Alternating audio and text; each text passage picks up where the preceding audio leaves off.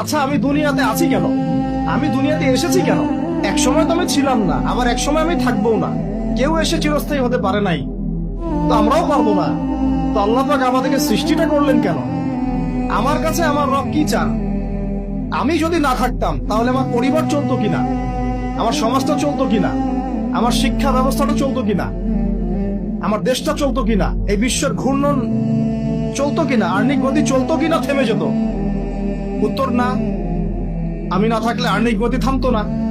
আমি না থাকলে কি আমার পরিবার থেমে থাকতো না, আমার সমাজ থেমে থাকতো না, এই মসজিদ থেমে থাকতো না, এই রাজনীতি থেমে থাকতো না, অর্থনীতি থেমে থাকতো না, দেশও থেমে থাকতো না, উম্মাও থেমে থাকতো না। তাহলে আল্লাহ পাক আমাকে কেন সৃষ্টি করলেন? আমার কি রোল আছে এখানে? আমার কি ভূমিকা? এই এতটুকু চিন্তা করার মতো আমাদের জেনারেশন আমরা পাচ্ছি না। আপনারা ফোন বের করে ছবি তুলতেছেন, ভাবেন এগুলো নিয়ে। আমাকে দিয়ে কি করবেন? আমাদের তো কিচ্ছু করার নাই এই কথাগুলো বলা ছাড়া। এই কথাগুলো বলা বা সচেতনতা তৈরি করা ছাড়া আমাদের হাতে কিছুই করার নাই। Not at all, absolutely nothing. কিচ্ছু করার নাই। এইসব ফ্যান্টাসি দিয়ে লাভ নাই।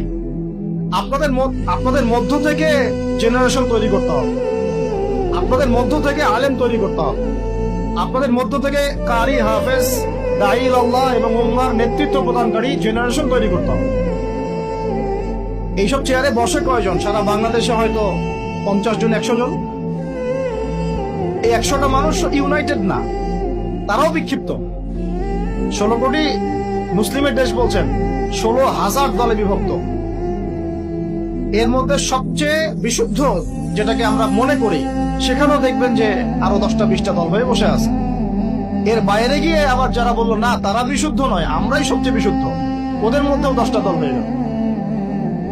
না তারা ইউনাইটেড, না তারা মানে আমরা, না আমরা ইউনাইটেড, আর না আমাদের কোনো আমিরুল মুমিনিন আছে যিনি সবাইকে একটা জায়গায় নিয়ে দিনের কিছু খেদমত নিবেন, আসসালামু আলাইকুম থাকবে, শুনলাম মানলাম আনুগত্য করলাম, এমন থাকবে? নাই। না কোনো ইকোনমিক বেস, না কোনো স্বতন্ত্র মিডিয়া, না স্বতন্ত্র প্রযুক্তি, না কোনো স্বতন্ত্র মানে পলিটিক্যাল প্ল্যাটফর্ম, কিছু না। অনেকেই দৌড়াচ্ছেন পশ্চিমাদের তন্ত্রমন্ত্রের পিছনে, এইটাও নেক্সট স্রোতে ধোকা খাচ্ছেন। আমি আমার কথা স্পষ্ট করে বলে দিই, এটাও নেক্সট স্রোতে ধোকা খাচ্ছেন। এটা তাদের জন্য শোভা পায় যারা ধর্ম এবং রাজনীতি আলাদা করে চিন্তা করেন, যে ওইটা একটা জিনিস, এটা একটা জিনিস, সে তার মতো রাজনীতি করছে। এটা তাদের জন্য শোভা পায়। যাদের কাছে কোরআন আছে, যাদের কাছে হাদিস আছে, নবীর সুন্নাহ আছে, তারা যখন এই ড্রেনের